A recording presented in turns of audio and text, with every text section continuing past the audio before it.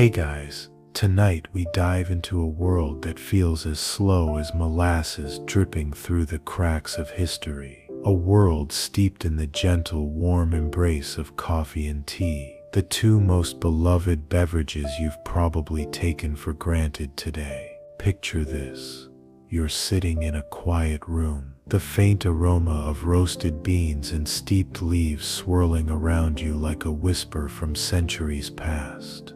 Outside, the world moves at its usual relentless pace, but in here, time slows down, letting you drift back to the days when these humble plants began their slow and steady conquest of the globe. You probably won't survive this if you're expecting a fast-paced thrill ride, because this story unfolds like the gradual bloom of a flower, unhurried, steady, and full of subtle surprises that only reveal themselves when you lean in close. But that's exactly the kind of calm, immersive experience that makes the rise of coffee and tea around the world so endlessly fascinating. So, before you get comfortable, take a moment to like the video and subscribe, but only if you genuinely enjoy what I do here. And while you're at it, share your location and local time in the comments. Let's see just how far this story reaches tonight. Now, dim the lights, maybe turn on a fan for that soft background hum, and let's ease into tonight's journey together. Long before the clamor of bustling cafes and the clink of porcelain teacups filled your mornings and afternoons, these beverages began as quiet mysteries tucked away in remote corners of the world. Imagine yourself in the misty highlands of Ethiopia, where the wild coffee plant first took root among tangled bushes and forest undergrowth. The air is cool, the ground soft beneath your feet, and the forest alive with the murmurs of nature. It's here centuries ago that the story of coffee begins, not as the energizing elixir you know now, but as a curious berry, bright red and unassuming. You can almost hear the ancient shepherd Chaldee's footsteps as he wanders through the hills, noticing how his goats leap with unexpected vigor after nibbling these strange cherries. The discovery is accidental, mundane even, but it marks the first stirrings of a cultural revolution that will ripple outwards like slow-moving waves. From Ethiopia, the knowledge drifts eastward, carried by traders and travelers crossing deserts and mountains, eventually settling in the Arabian Peninsula where coffee truly begins to brew, not just in pots but in society's collective consciousness.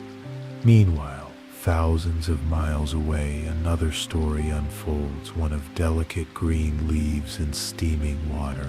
You find yourself in the lush valleys of ancient China where tea was first discovered as a medicinal drink.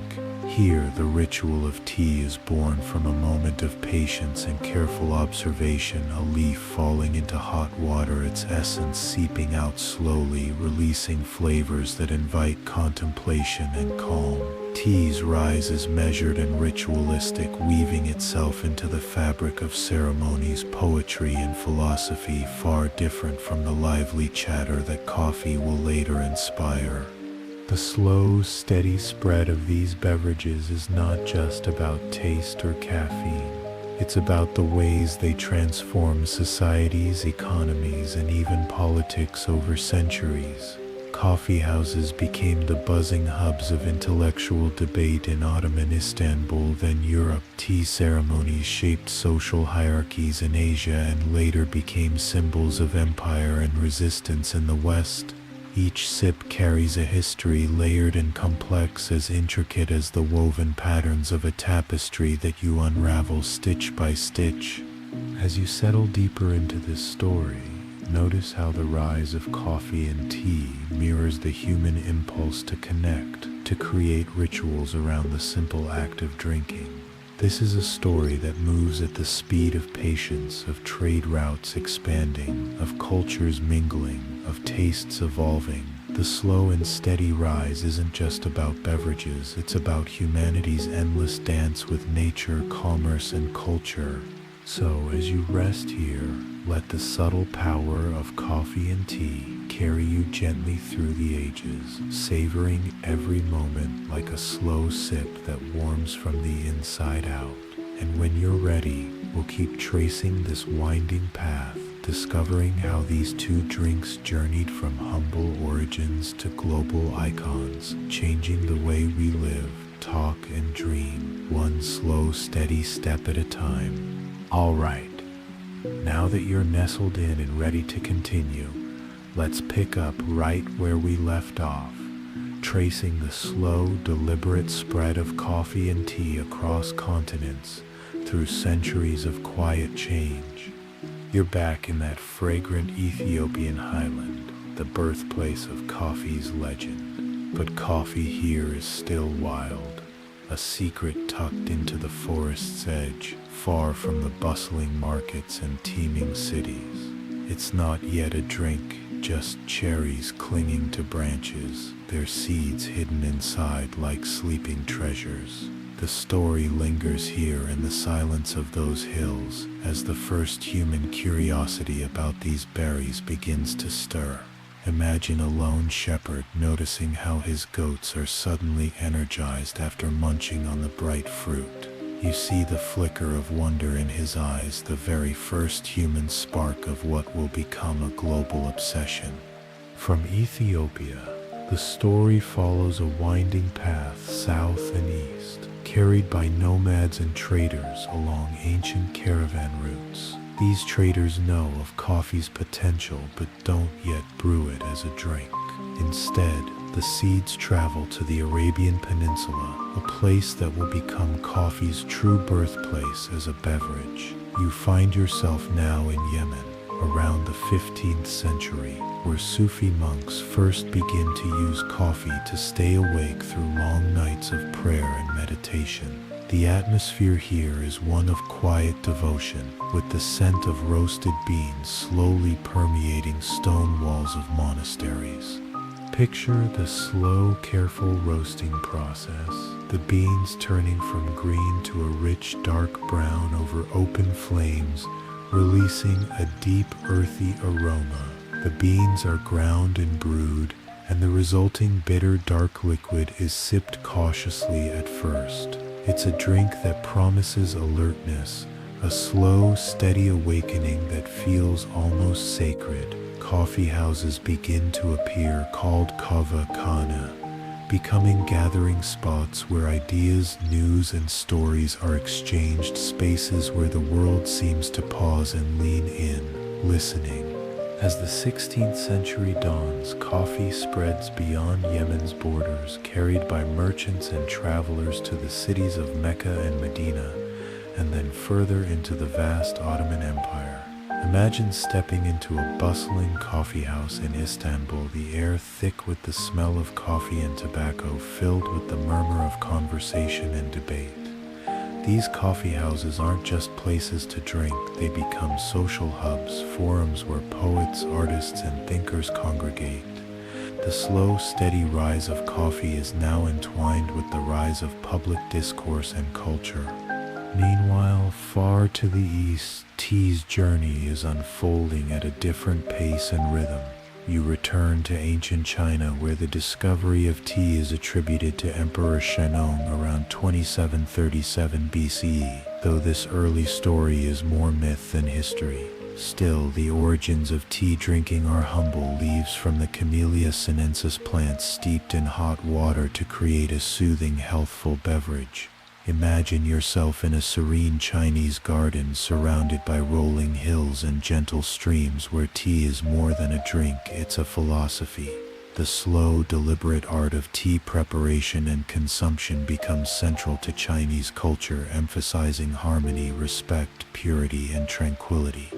Tea travels next to Japan, arriving around the 9th century through Buddhist monks who valued it for meditation. Here, the ritual becomes even more refined, developing into the famous Japanese tea ceremony, or chano-yu. You can almost hear the soft rustle of kimono fabric and the quiet clink of ceramic as each movement in the ceremony unfolds with meticulous care. This is tea as a spiritual practice, a slow dance of mindfulness and grace. Back in the Islamic world, coffee's social revolution continues. The drink's popularity provokes suspicion and even bans from religious and political authorities who fear its stimulating effects. Yet, the allure of coffee houses is too strong, and their role in society only grows. By the 17th century, coffee is making its way into Europe, carried by Venetian traders returning from the East. Imagine the intrigue as the first coffee beans are roasted in European kitchens, their dark aroma filling the air of unfamiliar cafes opening in Venice, Paris, and London. Tea arrives in Europe slightly later but follows a different trajectory. Initially an exotic luxury brought by Portuguese and Dutch traders, tea quickly captivates the upper classes. The slow brewing of tea in fine china becomes a symbol of sophistication and refinement, while coffee begins to energize the public sphere with its robust bitterness. Both drinks settle into the rhythms of European life, each shaping social customs in their own subtle ways.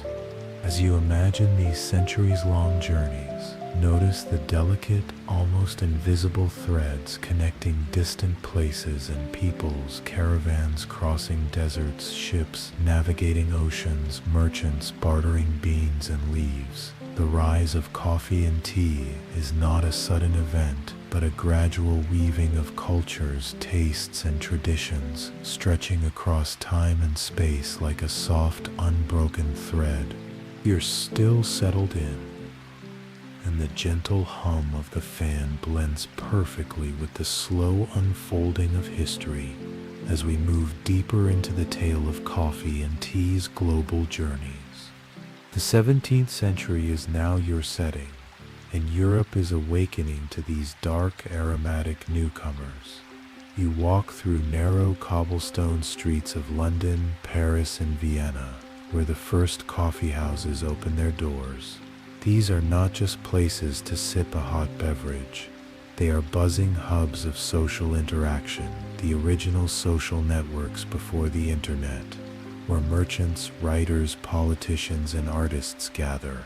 Imagine the clatter of ceramic cups, the low murmur of debate, the scratch of quills on parchment as ideas spark and spread like wildfire. Coffee here is revolutionary. It's called the bitter invention of Satan by some, yet others see it as the elixir of enlightenment, fueling long discussions and late-night work.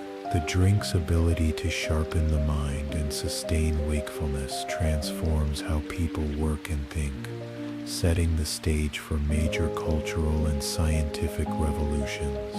You might imagine a young Isaac Newton or Voltaire pausing to take a sip before tackling their groundbreaking ideas, the caffeine nudging their minds into new territories. Meanwhile, tea is slowly finding its place in Europe, particularly in England. The British, with their penchant for ceremony and order, embrace tea not just as a drink but as a cultural institution. Picture the carefully arranged tea sets, the clinking of fine china, and the genteel social gatherings of the upper class.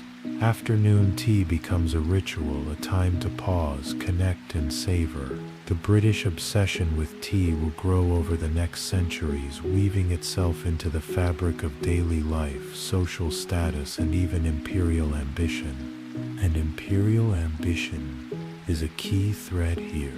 As European powers expand their empires across Asia, Africa, and the Americas, coffee and tea become strategic commodities.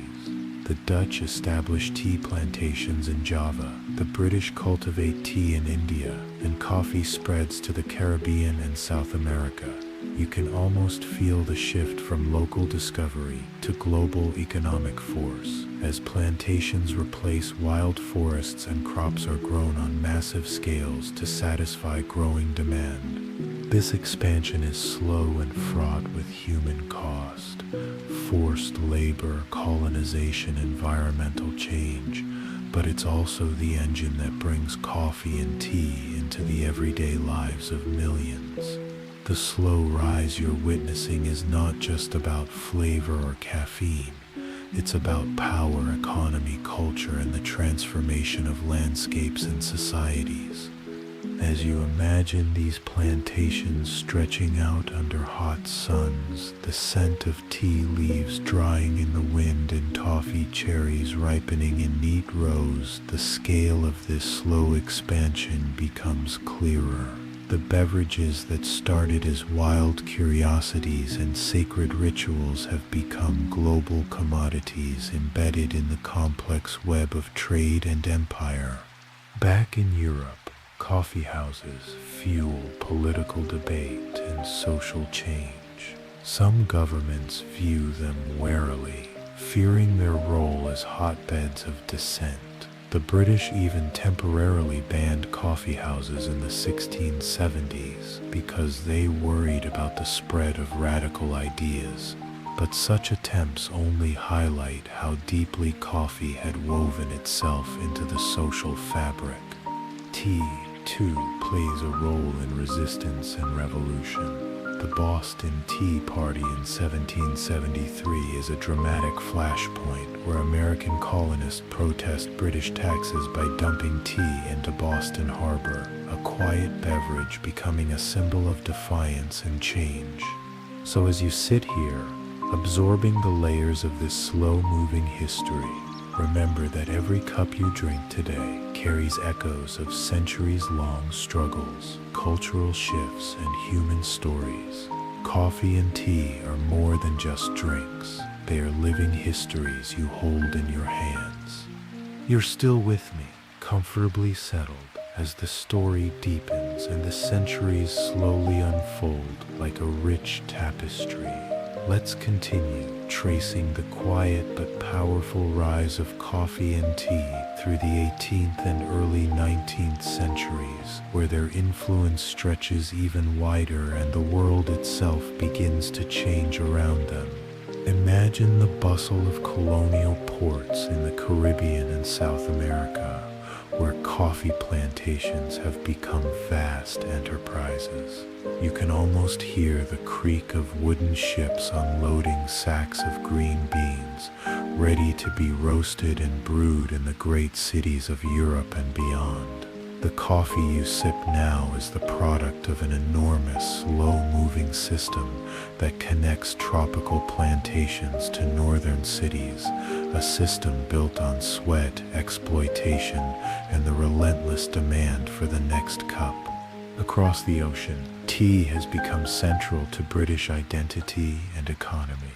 The East India Company dominates the tea trade, importing massive quantities from China and later India, where the British have begun cultivating their own tea gardens in Assam and Darjeeling. Picture the cool, misty hills of Assam, dotted with workers plucking tea leaves, the labor-intensive process sustained by the global thirst for the beverage. Tea's slow rise here is tied deeply to empire and trade and even conflict.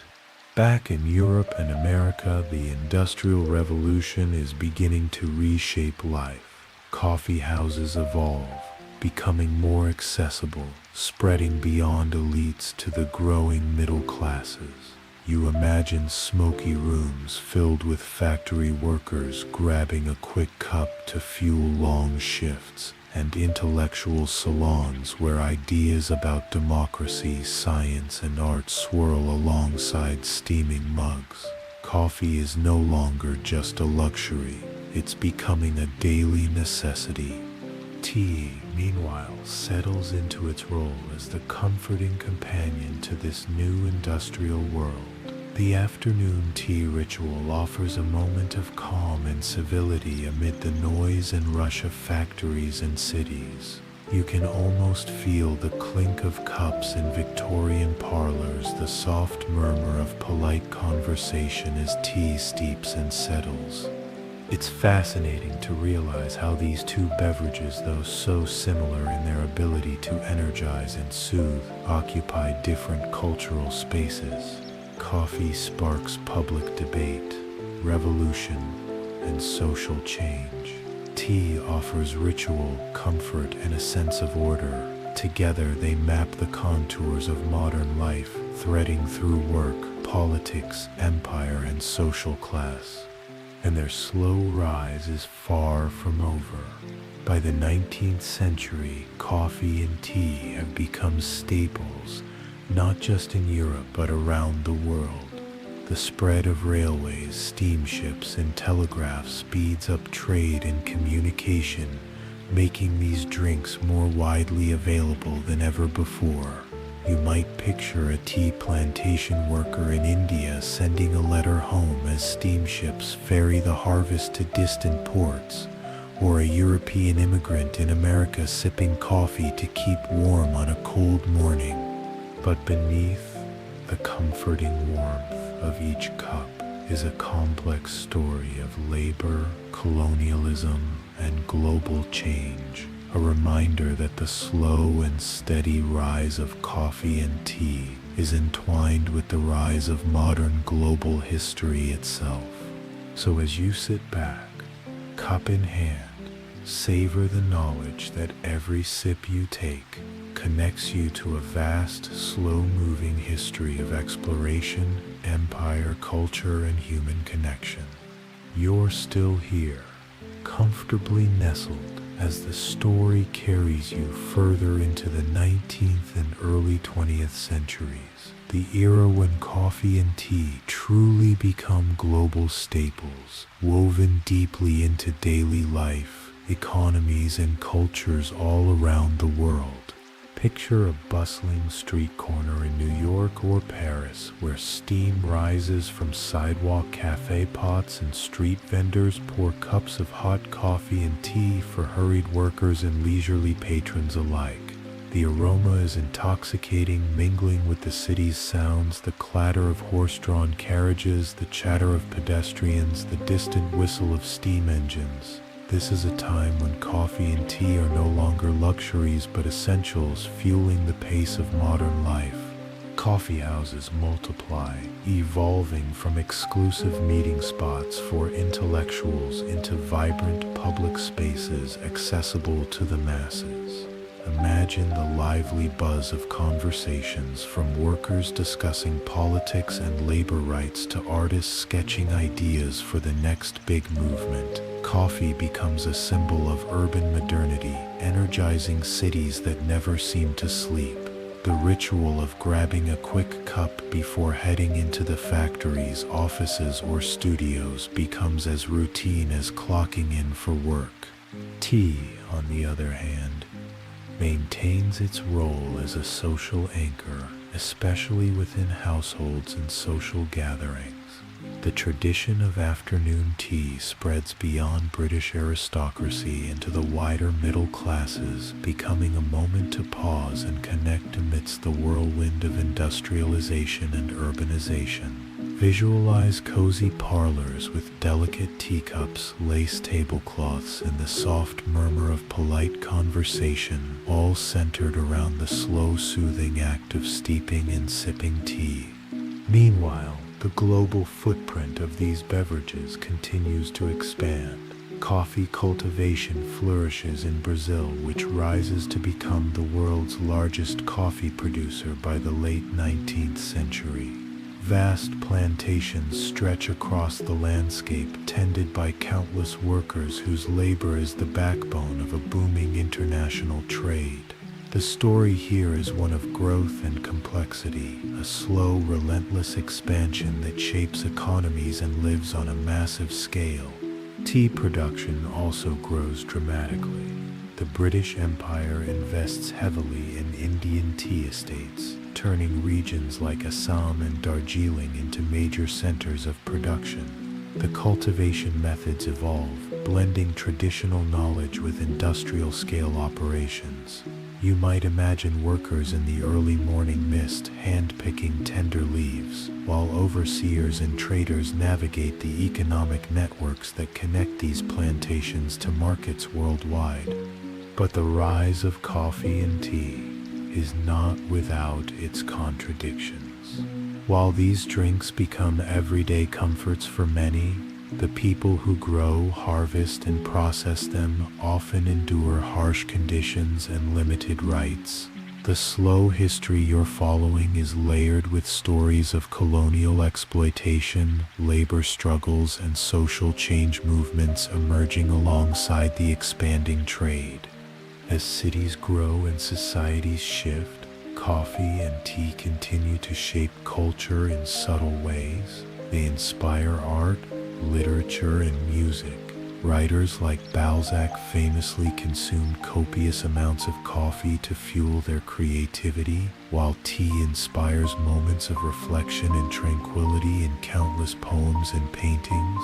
These beverages become intertwined with identity and expression, comforting rituals in a rapidly changing world. So, as you take another slow sip, remember that you're holding centuries of history, culture, and human experience in your hands. The rise of coffee and tea is a journey not just through geography but through the very rhythms of life itself: work, leisure, thought, and connection. You're still here, perfectly settled as we move forward into the late 19th and early 20th centuries, a time when coffee and tea not only solidify their place in daily life, but also begin to transform modern culture in surprising and enduring ways.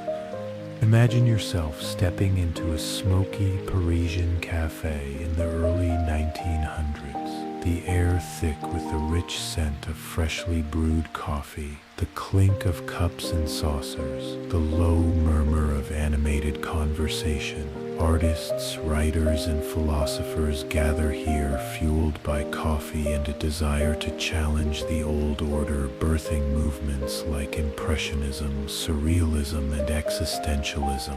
This slow, steady rise of coffee as a cultural catalyst continues, making these cafes crucibles of creativity and change. Across the Atlantic, in bustling New York City, coffee fuels the ceaseless energy of a growing metropolis.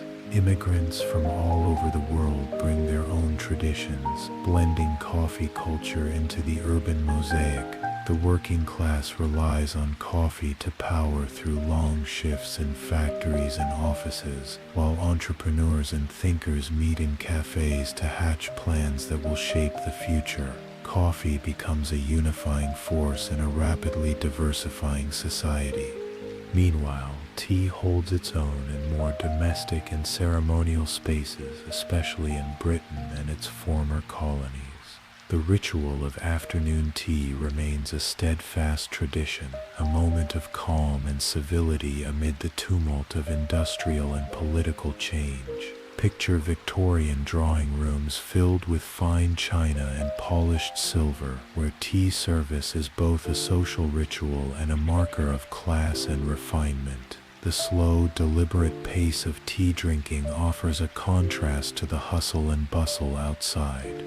But beyond Europe and North America, coffee and tea continue their expansive journeys. Coffee cultivation thrives in Central America and Africa, while tea spreads throughout Southeast Asia. Colonial powers continue to shape the production and distribution of these beverages, with all the complexities that entails. You can almost hear the rhythm of daily life on plantations: early mornings, long days, the careful picking of leaves and cherries by countless hands, each cup ultimately a testament to their labor. At the same time, technological advances are reshaping how people consume coffee and tea. The invention of instant coffee in the early 20th century promises convenience, expanding coffee's reach to new audiences and places. Tea bags begin to appear, transforming tea preparation into a quick, easy ritual for busy modern lives. These innovations signal a new phase in the slow and steady rise, one where speed and convenience start to play a larger role, reshaping habits and expectations. Culture continues to intertwine with these drinks. Coffee becomes emblematic of modernity, progress, and even rebellion, while tea maintains its associations with tradition, comfort, and social ritual. Together, they map a fascinating cultural divide and convergence, mirroring broader social changes. So, as you sit here, let the scent and thought of coffee and tea carry you gently forward through history, connecting you to the countless moments and lives that shape the world you live in today. Every sip is a step on this vast, unfolding journey, slow, steady, and endlessly rich. You're still with me, comfortably wrapped in this slow, unfolding narrative, as we now enter the mid-20th century, a time when coffee and tea continue to evolve alongside massive social, technological, and cultural shifts. Imagine a smoky jazz club in 1950s New York, where the deep, bittersweet aroma of coffee mingles with the soulful sound of a saxophone. Coffee here is no longer just a morning pick-me-up. It's part of nightlife, creativity, and social bonding. The culture around coffee expands beyond cafes and workplaces into new social spaces, from diners to recording studios. Coffee energizes a generation, pushing boundaries in art, music, and civil rights, fueling conversations and revolutions, quiet and loud alike. Across the Atlantic, tea remains a cornerstone of British daily life, but the world around it is shifting fast. Post-war Britain sees tea evolve beyond the aristocratic parlors into the hands of everyday people. The ritual becomes democratized, steeped now in the rhythms of ordinary family life, morning cups before work, afternoon breaks, and evening comfort. Instant tea and tea bags grow in popularity, reflecting the era's increasing demand for convenience. Still, tea carries a comforting weight of tradition, a constant amid change. Meanwhile, coffee and tea plantations in Latin America, Africa, and Asia continue to fuel global demand, though the realities on the ground are often difficult. Unequal trade, labor struggles, and environmental pressures mark this slow rise. You might picture workers rising before dawn to harvest cherries and leaves, the labor unseen yet fundamental to every cup enjoyed worldwide. This period also sees the beginning of coffee's global industrialization, with major brands developing and marketing instant coffee, canned coffee, and early forms of espresso machines. The convenience and consistency of these products make coffee more accessible, especially in rapidly urbanizing and industrializing societies. Coffee is no longer just about the ritual, it's about speed and availability, adapting to the modern pace of life.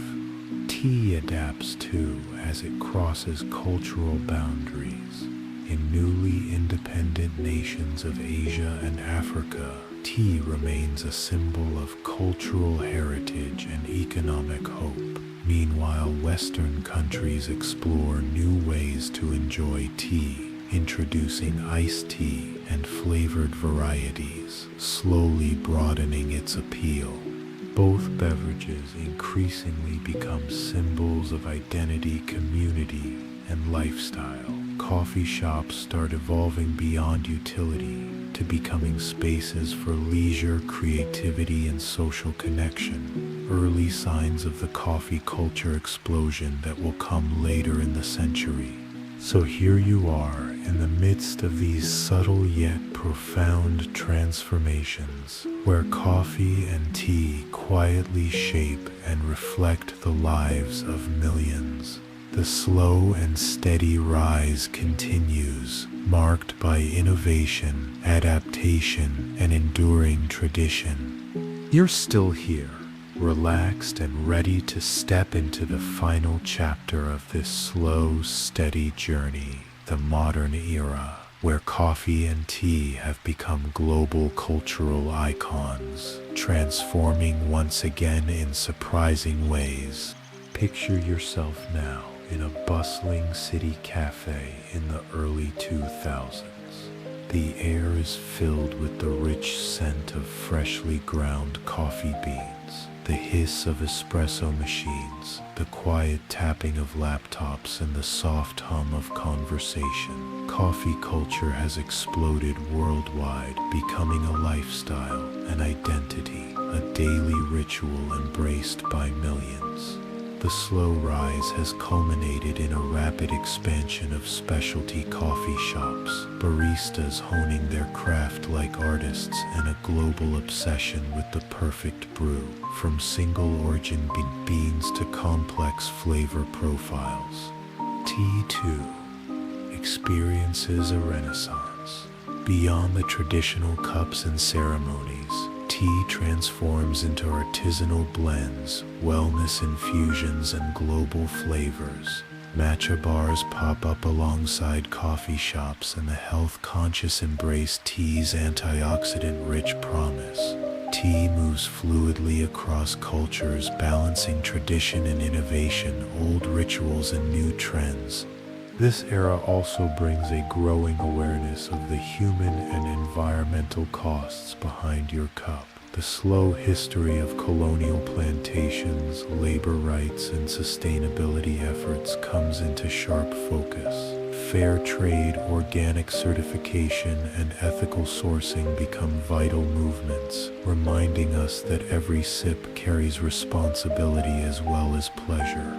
As you sit here, cup in hand, consider the incredible journey from wild coffee berries in Ethiopian forests and delicate tea leaves in Chinese valleys to the global interconnected culture you experience today. Each cup is a living link to centuries of history, of discovery, trade, empire, innovation, culture, and connection.